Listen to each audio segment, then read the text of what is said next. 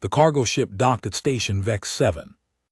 With a soft hiss of equalizing pressure, Janho stretched his arms above his head and yawned. It had been a long flight. From the Earth sector, 3 weeks of nothing but frozen meals and old movies.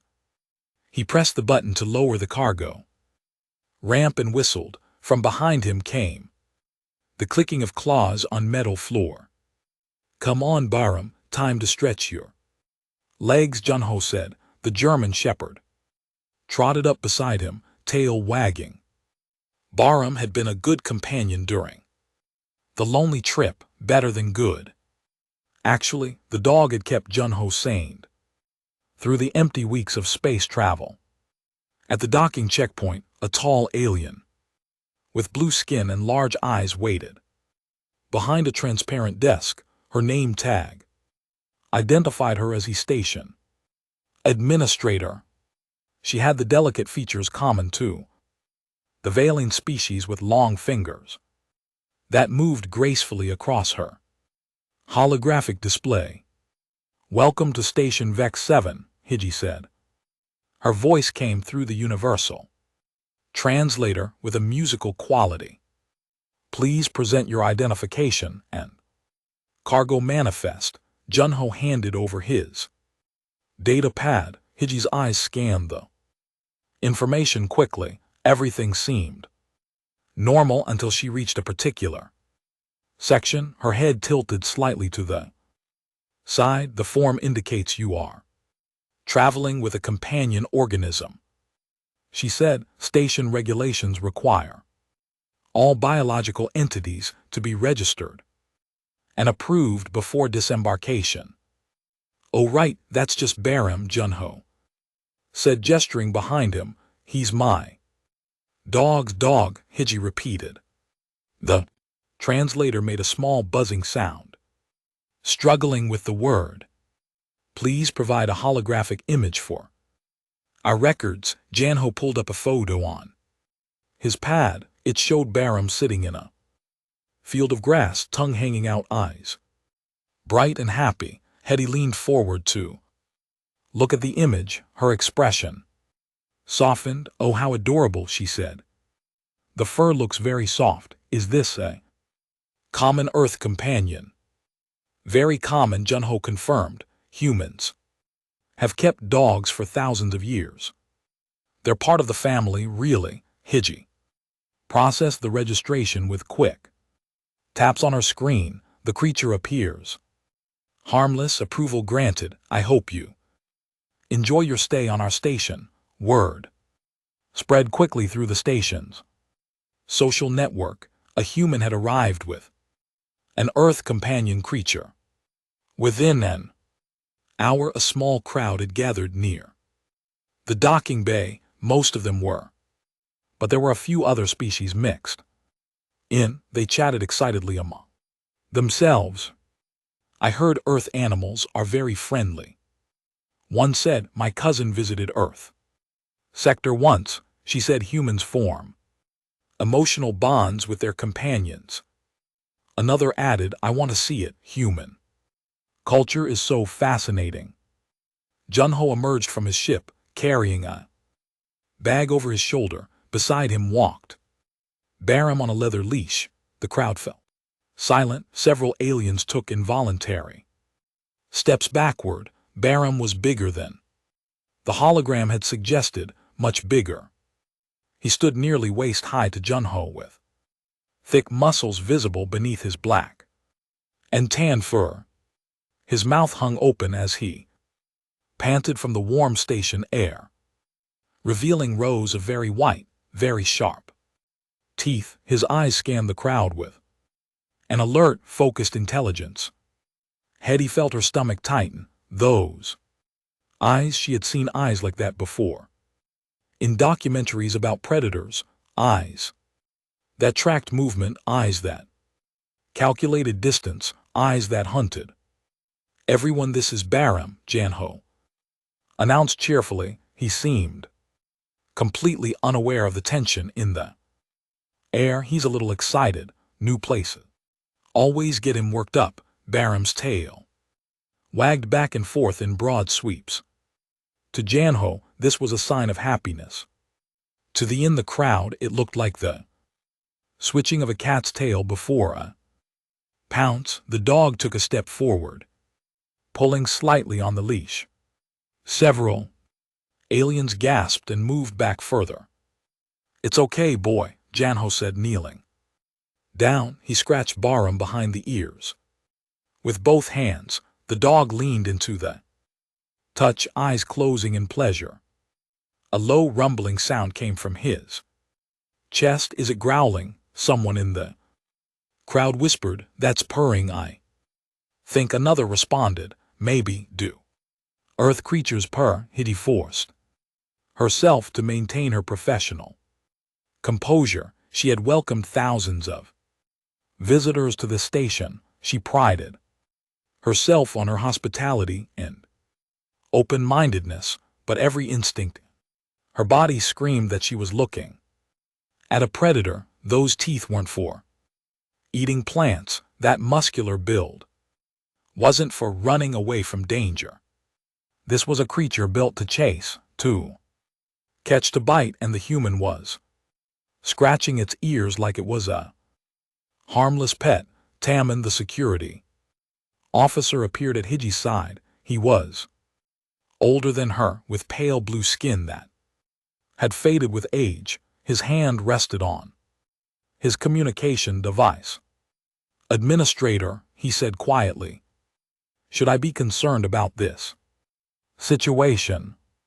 Hai watched as Junho stood up and waved to the crowd. Bahram sat beside him, tongue lolling out, looking almost comical, but she couldn't shake the feeling that she was watching something dangerous pretend to be harmless. "Monitor it," she said finally. "Increase surveillance in any area the human visits. If that creature shows any signs of aggression, I want to know immediately." "Understood," Taman replied. He didn't look relieved by her decision. Junho walked past them toward the main corridor, Bahram trotting obediently at his side. The crowd parted like water, maintaining a careful distance. The humans seemed puzzled by their reaction, but didn't comment on it. As they disappeared around the corner, Hedi heard one last sound that made her blood run cold. Bahram had spotted something interesting and made a noise. It was something between a bark and a howl. It echoed through the metal corridors of the station like the hunting call of something wild and untamed. She pulled up her desk display and began typing a message to the station council. They needed to know what had just arrived on their peaceful diplomatic hub. They needed to know that a human had brought a predator into their home. Minso had been studying human culture for 3 years as the station's lead xenologist. It was her job to understand the various species that passed through Vex 7. Humans fascinated her more than most. They were physically weak compared to many species, yet they had spread across dozens of star systems. They built incredible technology, created beautiful art, and formed complex social bonds, but there was something about them that never quite made sense, something slightly dangerous lurking beneath their friendly surfaces. When she received Hiji's alert about the human's companion creature, Minso immediately accessed the Earth database. She typed in the species name that Junho had provided during registration. Canis lupus familiaris, she read aloud. Commonly known as dog. The screen filled with information. Mo and LT Unk and GT's eyes grew wider with each line she read. Her hands began to tremble slightly. Dogs were descended from wolves, not evolved from some distant wolf-like ancestor. Actually descended from wolves, gray wolves, one of Earth's apex predators. Humans had somehow taken these pack hunting carnivores and convinced them to live in their homes, to sleep in their beds, to play with their children. The bite force measurement made her feel sick. 235 pounds per square inch. That was enough to crack bone. The database helpfully included a note that larger breeds could exceed 300 lb of pressure.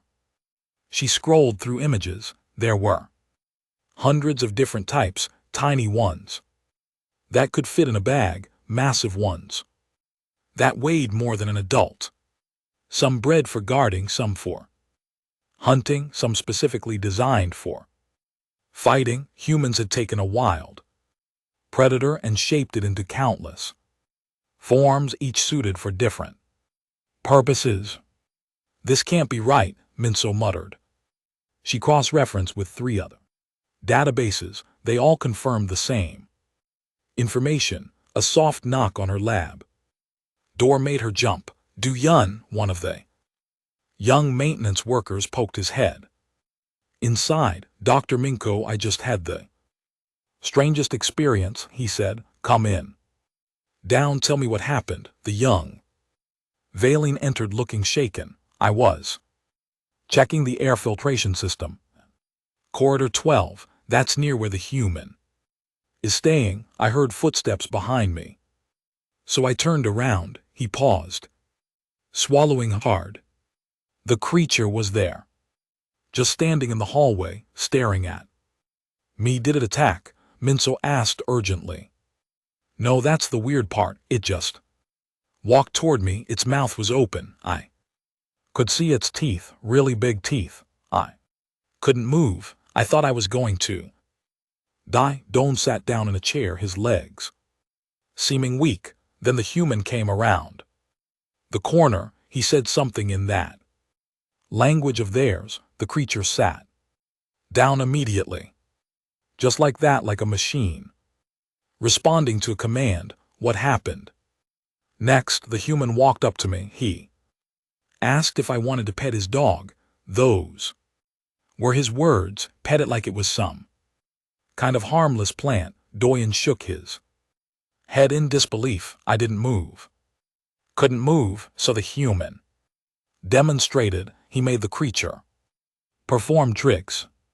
Tricks.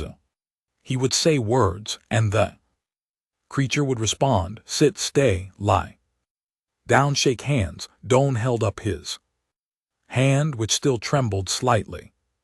That last one was the worst. The creature lifted its paw and placed it in the human's hand, so gentle, like the teeth and claws weren't even there. Minso pulled up a chair beside him. Down, I need you to tell the human that I want to speak with him officially. I need to understand this relationship between humans and these dogs. An hour later, Junho sat in Minso and LT Unk and GT laboratory with Baram lying at his feet. The dog's eyes were half closed, relaxed and peaceful. Minso sat across from them, her recording device activated. Thank you for agreeing to this interview, Minso began. I hope you don't mind, but I've been researching your companion species. I have many questions. Sure, no problem, Junho said with an easy smile. What do you want to know about dogs? Let me start with the most obvious question. Why do humans choose to live with predators? Junho laughed. Predators, I mean, I guess technically, but that's not how we think of them. Dogs are family. They're descended from wolves, apex predators, pack hunters that brought down prey much larger than themselves. Well, yeah, that was like 15,000 years ago, though, maybe more. Dogs and wolves are pretty different now. Junho reached down and scratched Baram's head. The dog's tail thumped against the floor. Dogs chose us as much as we chose them. It was a partnership. They helped us hunt. We shared our food. Over time, they became more than just helpers. They became friends. Mo consulted her notes.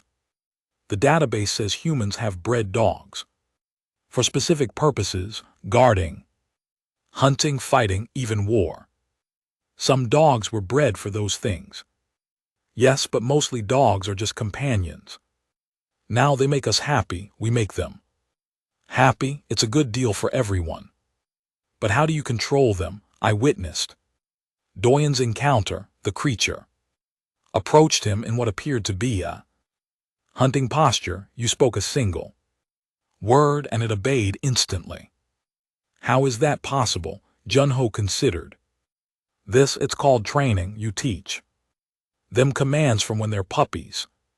Young ones, you reward good behavior, correct bad behavior, but it's more than just training. Dogs want to please us.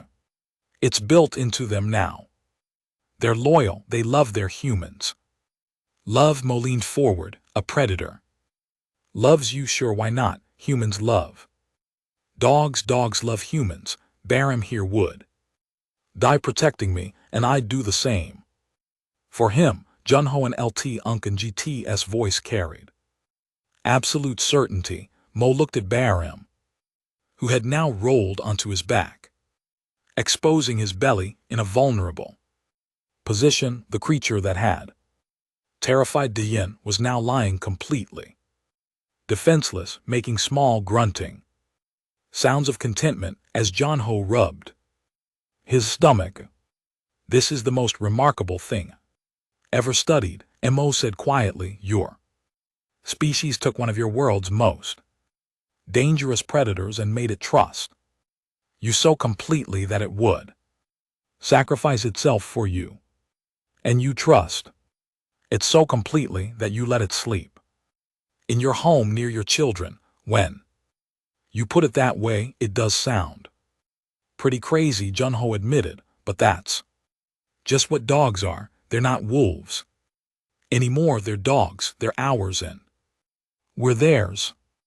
Mo saved the recording and sat back in her chair. Outside her laboratory, she knew the station's inhabitants were frightened. They saw teeth and claws and hunting instincts, but Junho saw a friend, a partner, a family member.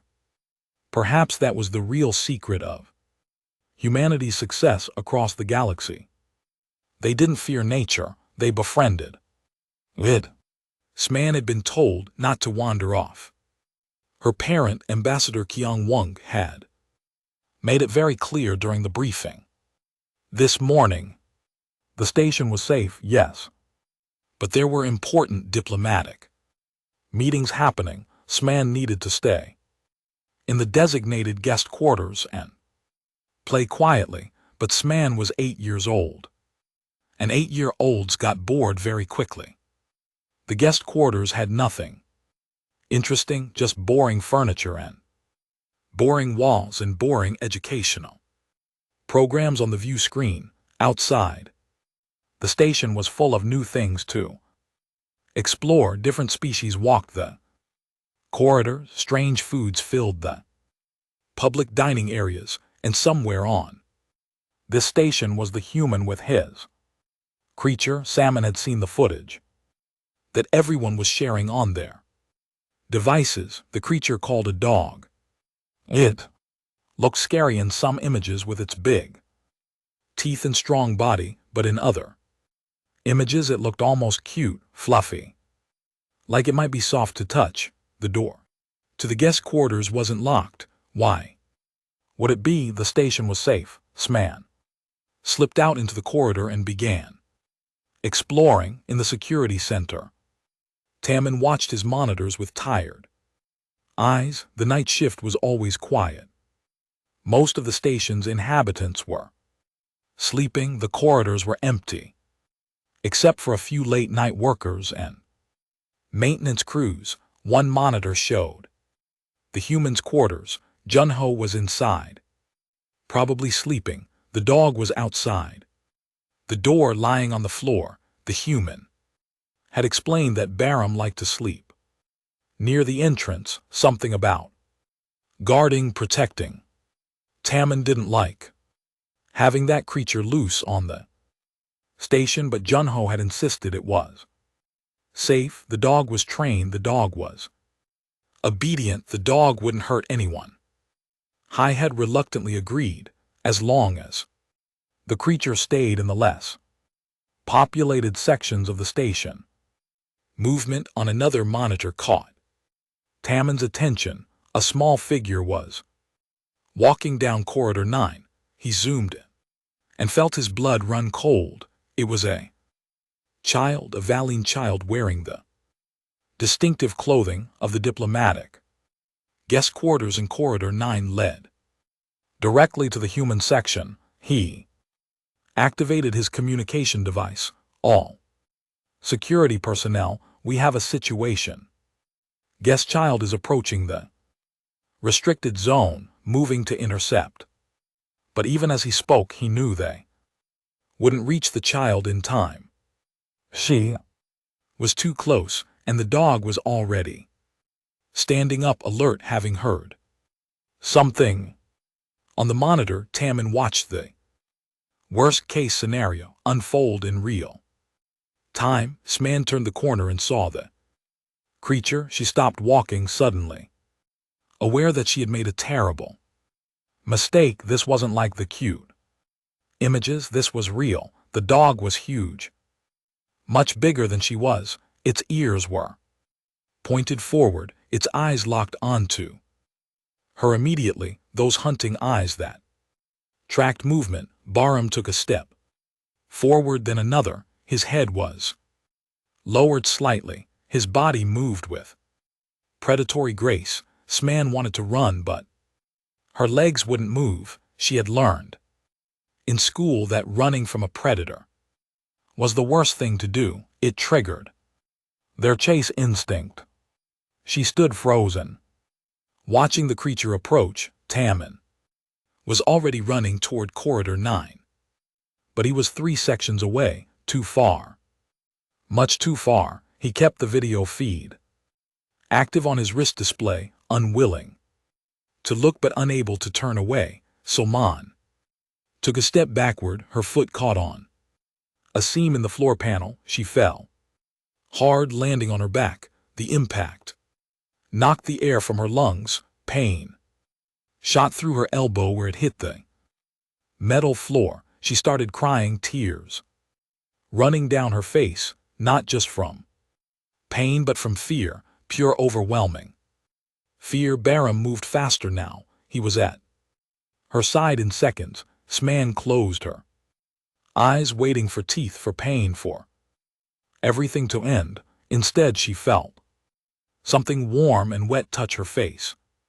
Then again, a gentle pressure against her cheek. She opened her eyes and saw the dog's face very close to hers. His tongue had licked away her tears. His eyes, which had seemed so frightening before, looked concerned, almost sad. Bahram lay down beside her, not on top of her, just beside her, close enough that she could feel his warmth. His tail moved slowly, softly. He made a low sound, almost like a whine, a comforting sound. Sman's crying began to slow. She reached out one hand, hesitant, and touched the dog's fur. It was soft, incredibly soft. Bahram moved his head closer, letting her hand rest on top of it. That was when Junho appeared, having been woken by Bahram's movement. He saw the scene and understood immediately. He didn't rush forward, didn't make loud noises.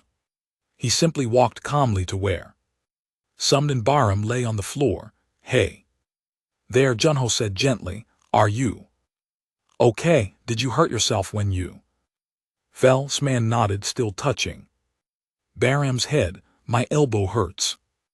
"Baraham won't hurt you. He's very gentle with kids, children I mean. Do you want to sit up?" Junho helped Sman to a sitting position. Bahram adjusted his position too, keeping close but not crowding. The dog's tail continued its slow, reassuring movement. Tammin arrived, breathing hard from running. He saw Sman sitting safely on the floor, one arm around the dog's neck, and stopped in confusion. This wasn't what he had expected to find.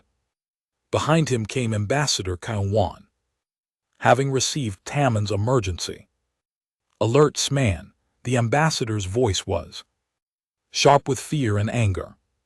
Get away from that creature right now, but Sman didn't move. It's okay, parent, he's nice. He made me feel better when I fell. Kai Wan stared at the scene. The predator and the child, the monster and the innocent, except the monster was lying calmly while the child hugged it. The predator was being gentle, protective. I don't understand, Kai Wan said, looking at Junho. Your creature could have hurt my child, could have killed my child, but it didn't. Why? Junho knelt down beside So and Baram. Dogs protect children, it's instinct for them. They see kids as part of their pack, something to guard, not harm. When Sman fell and started crying, Baram's first response was to comfort her, to make sure she was safe. But it's a predator. Predators hunt, they kill. Dogs haven't been wild predators for thousands of years. They're our companions, our family. Yes, they have teeth. Yes, they have strength, but they use those things to protect us, not hurt us. Junho scratched Baron behind the ears. This is just what dogs do. Kiang Wan looked at Sman, who was smiling now, all fear gone. The ambassador had come prepared to file formal complaints, to demand the creature be removed from the station, possibly to call for Junho's arrest. But instead, Kiang Wan saw something impossible, a child finding comfort in the presence of a predator. I think, Kiang Wan said slowly, that we need to have a very long discussion about Earth and its customs, because nothing about this makes sense according to what I know about the natural world. Junho smiled. Yeah, humans tend to break a lot of rules about how nature is supposed to work. We're weird that way. The main amphitheater of Station Vex 7 had never been so crowded. Hundreds of beings filled the curved seats, representing a dozen different species. They spoke in hushed voices, their attention focused on the empty stage below. Word had spread quickly about Ambassador Kiang Wan's demand for a public demonstration. Everyone wanted to see the human and his predator. Hai stood at the back of the amphitheater, her hands clasped tightly together. As station administrator, she had tried to suggest a private demonstration instead, something smaller, less likely to cause panic if things went wrong. But Kung Wan had insisted. The ambassador wanted proof, wanted witnesses, wanted everyone to see exactly how much control Junho had over his creature, or how little. Yunji, the station council representative, appeared at Hai's side. She was older than most, veiling, her blue skin pale with age, her eyes sharp with intelligence. This is a risk, Yunji said quietly. If the creature becomes aggressive in front of this many people, the panic could be dangerous.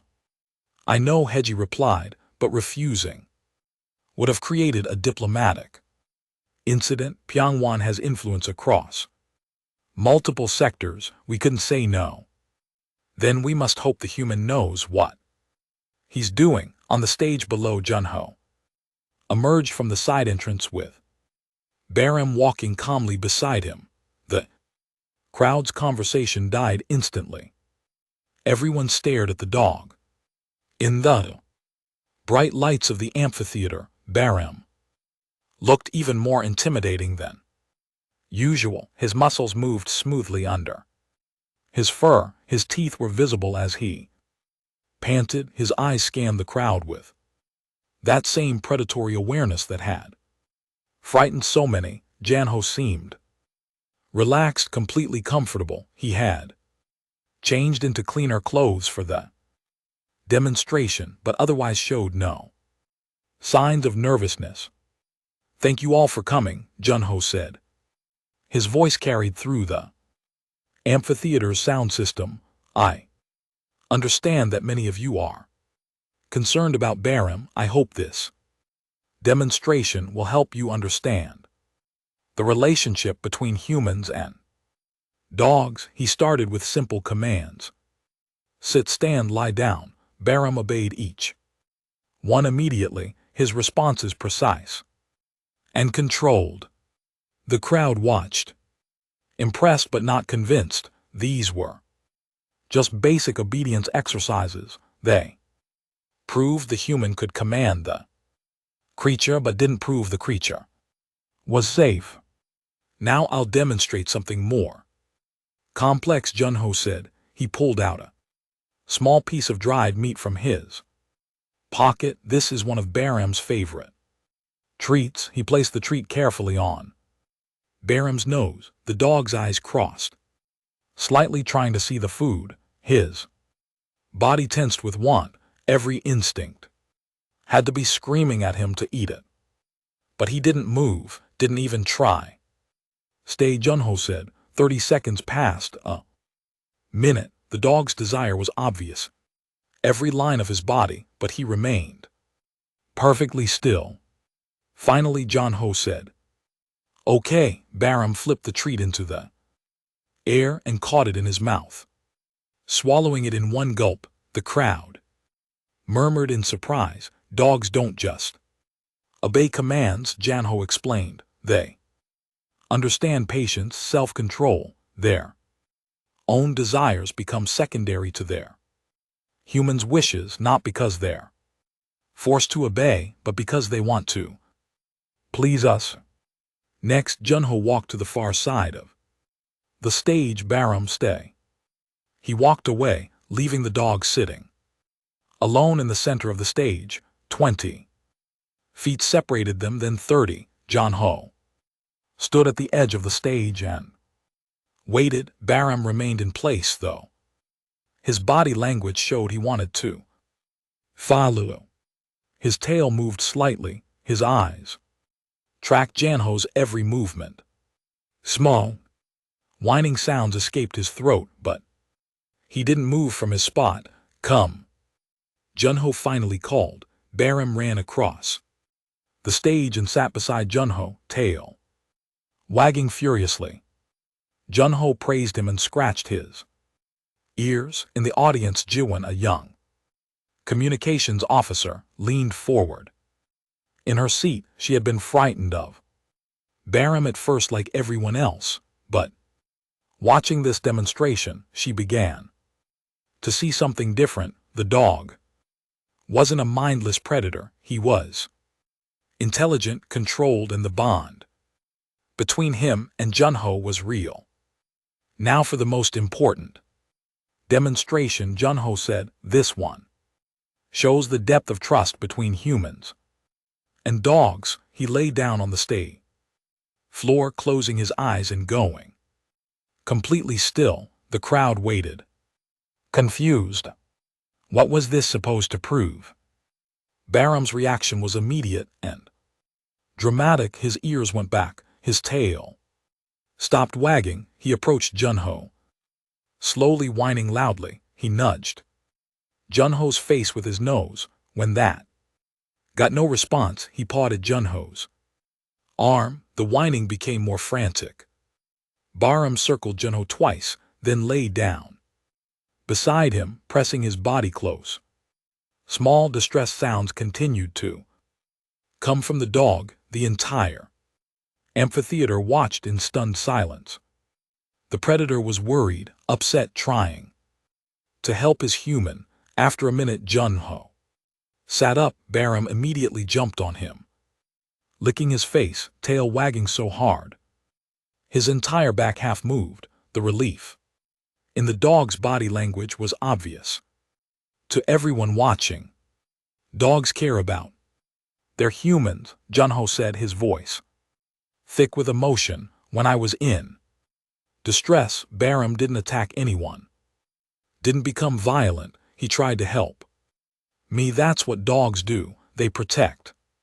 They care, they love. Minso stood up in her seat. May I ask a question? Of course, Junho replied. What happens if you give the dog conflicting commands, if his instincts tell him one thing but you tell him another? Junho considered this. His training would win, his trust in me would win, but I wouldn't put him in that situation. Part of having a dog is understanding their nature and respecting it. I don't ask him to do things that would truly harm him or go against his core being, so there are limits. Another voice called from the crowd. Of course, dogs aren't machines. They're living beings with their own thoughts and feelings. The relationship works because we respect each other, we trust each other, it's a partnership. Ambassador Cao Wan stood. I came here today expecting to confirm my fears, to see evidence that this creature is dangerous. Instead, I've seen something I don't fully understand, a predator that chooses not to hunt, a weapon that chooses not to harm. This contradicts everything I know about nature. Maybe that's the point. Junho said humans have always had a strange relationship with nature. We don't accept things as they are, we imagine what they could be. We saw wolves and imagined friends, and because we believed it was possible, we made it real. Juan raised her hand. Could I try to interact with Baram under your supervision? Junho smiled. Sure, come on down. Juan made her way to the stage, her legs shaking slightly. The entire amphitheater watched as she approached the dog. Junho gave quiet instructions. Hold your hand out, palm down. Let him smell you first. That's how dogs learn about new people. Juan extended her hand. Baram sniffed it carefully, his wet nose tickling her skin. Then his tongue came out and licked her fingers. Despite her nervousness, Juan laughed. Now you can pet him, just stroke his head and back. Gentle movements. Juan touched Baram's fur. It was soft and warm. She could feel his breathing, feel his heart beating. He leaned into her touch, eyes closing in contentment. This close, he didn't seem scary at all. He seemed peaceful, happy. The crowd watched this interaction with growing understanding. The predator accepting touch from prey, the human guiding and protecting both parties, the trust flowing in all directions. When Juan returned to her seat, she was smiling. Several others raised their hands, asking if they could try too. At the back of the amphitheater, Yunji turned to Hedy. I believe the council will need to revise our classification system. This creature is not a pet in the traditional sense, and it's not a weapon despite its capabilities. It's something we don't have a word for in our language. What would you call it? Hai asked. Yunji watched as Junho accepted questions from the crowd. Baram sitting calmly at his side. A partner, a friend, a family member who happens to have teeth. The emergency alarm woke everyone on the station at the same time, a harsh, blaring sound that meant something had gone very wrong. He was at her station in minutes, pulling up the emergency feeds on her display. What she saw made her feel cold inside. Maintenance Sector 7 had suffered a structural collapse. A support beam had failed, causing a cascade of falling debris and twisted metal. 3 workers had been performing routine repairs when it happened. Now they were trapped somewhere in the wreckage, and the environmental sensor showed toxic gas leaking into the area. They had maybe 2 hours before the air became completely Unbreathable. Taman coordinated the rescue teams from the security center. They sent in their best equipment, heavy lifting drones, structural scanners, remote controlled probes, but the wreckage was too unstable. Every time they tried to move, something more debris shifted. The spaces were too tight. The drones couldn't navigate through the collapsed tunnels. They could hear the trapped workers calling for help, but they couldn't reach them. 1 hour passed, then 90 minutes. Rescue teams were making no progress. The workers' voices were getting weaker. Junho appeared at the security center. Without being called, Baram was with him, alert and ready. The dog seemed to sense the tension in the air. I heard the emergency alert, Junho said. Is there anything I can do to help? Taman looked at him, then at Baram. An impossible idea began to form in his mind. The spaces in the wreckage are too small for our equipment. Our drones can't fit through the gaps, but your dog, you want Baram to go into the collapse zone? Junho asked. I know it's dangerous. I know it's asking a lot, but we're running out of time. Hiji joined them, having heard the exchange. Wait. You can't be serious. Send the creature into that disaster area. How would that help? Junho was already pulling up information on his data pad. On Earth, we use dogs for search and rescue operations all the time. Earthquakes, building collapses, natural disasters. Dogs can fit through spaces humans can't. Their sense of smell can locate people buried under rubble. They can move quickly through unstable terrain. But this isn't Earth, Hiji protested. This is a toxic, unstable collapse zone. We have workers trapped in there. We can't risk adding a casualty to the list. Baram is trained for this kind of work. Before I became a cargo pilot, I was part of a disaster response team. Baram and I have done this before. Junho looked down at his dog. He wants to help. He can feel that something is wrong. This is what he was bred for, what he was trained for. The station council convened an emergency meeting that lasted exactly 4 minutes. They had no other options. The trapped workers were dying. If the human believed his dog could help, they had to try. Junho suited up in protective gear, while Taman explained what they knew about the collapse zone. 3 workers were trapped in what used to be a storage area.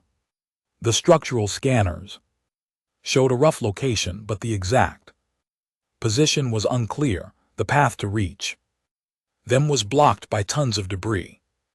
Baram will need something with their scent. Junho said. They retrieved clothing items from the workers' quarters. Baram sniffed each one, carefully committing the scents to memory. His entire demeanor had changed. This wasn't the playful dog from the amphitheater demonstration. This was a working dog, focused and serious.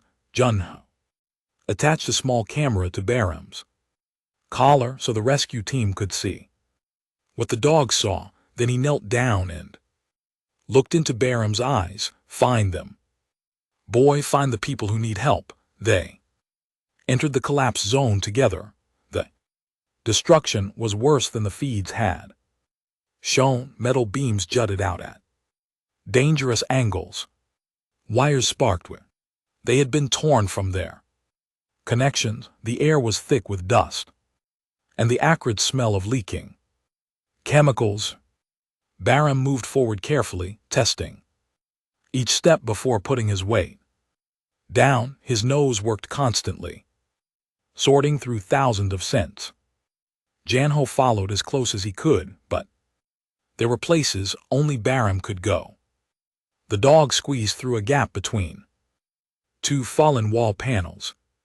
Junho watched on his wrist display as Bahram navigated a tunnel of twisted metal. The camera feed showed the dog's perspective as he climbed over obstacles, crawled under barriers, always moving towards something. In the security center, dozens of people watched the feed.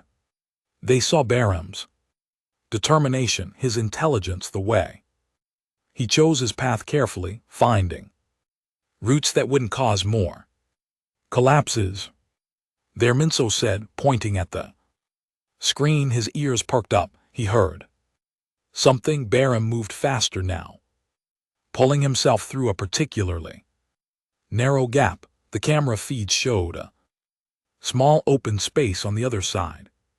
3 veiling workers were huddled together, conscious but weak. Their faces showed relief when they saw Bahram appear. He found them, Tammin announced. Over the communication system, the dog found them, but finding them was only half the problem. The rescue team still couldn't reach them through the collapsed tunnels. The route Bahram had taken was too small for any of their equipment. Junho was already thinking ahead. Bahram can guide you to them. He'll lead your team through a path that's safe and stable. Follow his movements exactly. Where he steps, you step. It took 40 minutes of careful work. Bahram went back and forth, showing the rescue team the safe route through the debris. When they reached an intersection of fallen beams, he indicated which way to go. When a section looked unstable, he found an alternative path. They were almost there. The rescue team could see the trapped workers now, could reach them in just a few more minutes. That was when the secondary collapse happened. A support structure gave way with a screaming sound of tearing metal. Debris began falling. The rescue team dove back the way they had come, barely escaping. But the trapped workers were still there, and now more rubble was falling toward them. Bahram was closest. He didn't hesitate. The dog threw himself forward, positioning his body over the smallest worker, shielding her with his own mass. A piece of metal struck Bahram's back, then another. The dog yelped in pain but didn't move from his protective position. Junho was screaming Bahram's name, trying to reach him, but the rescue team held him back. It wasn't safe. The whole section was coming down. Then, as quickly as it started, the collapse stopped. The structure settled into a new configuration. Emergency silence filled the space, broken only by dust settling and the sound of Bahram whimpering. The rescue team moved fast. They pulled out the 3 workers, then carefully lifted Bahram away from the rubble. Blood matted his fur where the falling metal had struck him. His back leg wasn't supporting weight correctly, but his tail wagged weakly when he saw Junho. They evacuated everyone from the collapse zone. The medical team took the 3 workers immediately. They were injured but alive. They would survive. Bahram was taken to the station's medical bay. The veterinary medical database that Junho had uploaded weeks ago proved invaluable. The doctors who had never treated an earth animal before followed the instructions carefully. Bahram had a fractured rib and several deep cuts, but nothing that wouldn't heal. 3 hours after the collapse, Junho sat beside Bahram's medical bed. The dog was sedated, breathing slowly and evenly. His injuries had been treated and bandaged. He would make a full recovery. Ambassador Kong Wan arrived with Sman. The child carried a small stuffed toy that she placed carefully next to Bahram's head. For when he wakes up, Sman said quietly, "So he knows we're grateful." Kong Wan looked at Junho. "Your companion saved 3 lives today." He risked his own safety for beings that aren't even his species. Why would a predator do that? Because that's what dogs do, Junho said. His voice was rough. With emotion, they protect, they help. They give everything they have for the people they care about, even people they just met. More visitors came as the hours passed. Down brought food for Junho. Mo brought medical supplies. Jiyuan came with flowers, a human custom she had researched. Even Yunji and the station council representatives appeared to pay their respects. By the time Baram woke up the next morning, the decision had already been made. The station council had met and voted unanimously. Dogs were officially classified as honored companions with full access to all areas of the station. More than that, they were recognized as working partners capable of performing rescue operations that no machine could accomplish. Hai visited that afternoon. She found Junho helping Baram take slow, careful steps around the medical bay. The dog's tail wagged despite his obvious discomfort. I came to apologize, Hiji said. When you first arrived, I saw Baram as a threat, a dangerous predator that didn't belong here. I was wrong. You were scared, Junho replied. That's natural. Baram looks scary if you don't understand what he is. What he is, he said slowly, as a hero. What he is family to you. What he is proof that humans see the world differently than the rest of us. How so? We see a predator, you see a partner. We see danger, you see potential. We see what things are, you see what they could become. Hiji reached out carefully and touched Baram's head. The dog leaned into her touch just as he had with Jiwan during the demonstration. Perhaps that's humanity's real gift to the galaxy. You don't fear nature, you befriend it. 2 weeks later, Baram had healed enough to walk normally again. Junho was preparing for his next cargo run, loading supplies onto his ship. Mo found him in the docking bay. Before you go, I wanted to give you this, she said, handing him a data chip. It's my research paper about human domestication and the relationship between your species and dogs. I'm submitting it to the Xenobiology Journal. What did you conclude? Junho asked.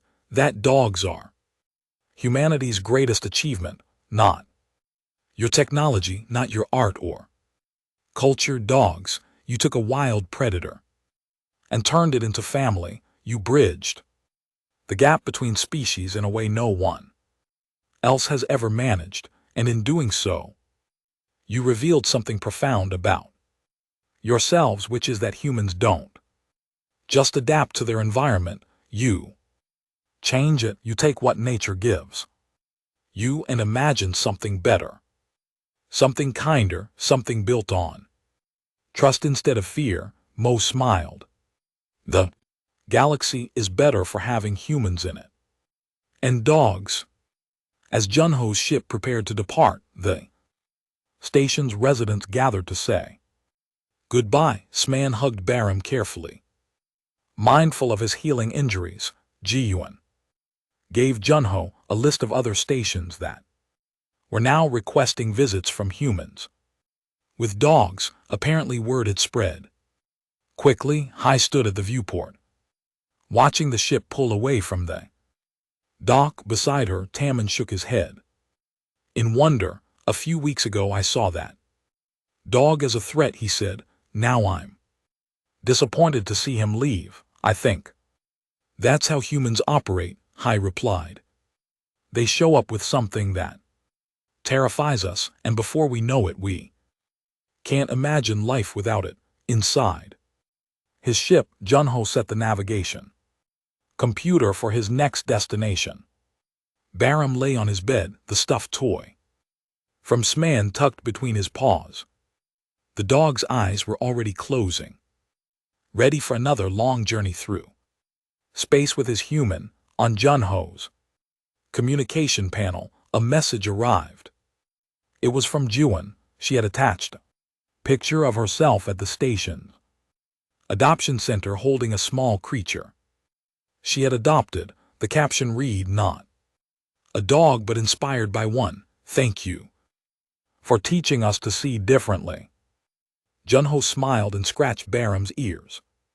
Ready for the next adventure, boy? Baram's tail thumped against the floor.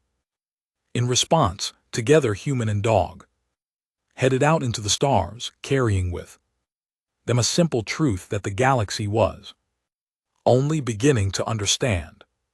The most dangerous predator Earth had ever produced wasn't the one with the biggest teeth or the sharpest claws. It was the species that had learned to turn enemies into friends, to build bridges instead of walls, and to see potential where others saw only fear. It was the species that had befriended the wolf and called it family.